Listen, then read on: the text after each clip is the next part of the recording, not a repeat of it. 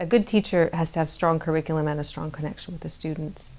And I do a lot of critical thinking because I teach English, and I do a lot of training with the students to look deep into the text. I think the students appreciate me because they know that I pay attention to them, that I spot them if there's a kid feeling out of the loop or something. My first job was working with at-risk youth. I think every teacher walks into that situation thinking, wow, what have I gotten myself into? Those kids don't want to connect with you right away. They pull back. When I learned the power of building a one-on-one relationship with the kids, that whole feeling of being successful in taking a kid who was really not enjoying the classroom setting at all and had many reasons to not be there, to be able to build that relationship and bring them back and make them a part of the whole again for the classroom, it felt like I could connect with the group and connect with the individual student, and it felt like I'd made the right choice at that point. Someone said to me early in my career, you know, when you're working with English language learners, you have to go reading, writing, listening, speaking. And I've carried that through with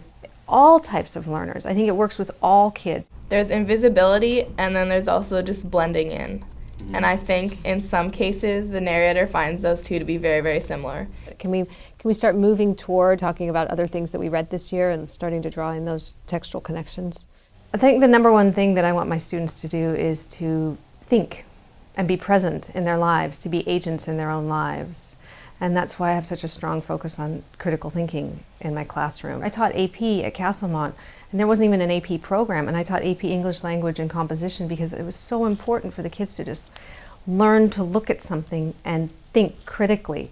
Is there a bias? Is there a nuance? Is there something going on here that I'm not seeing? Is there humor I'm not catching?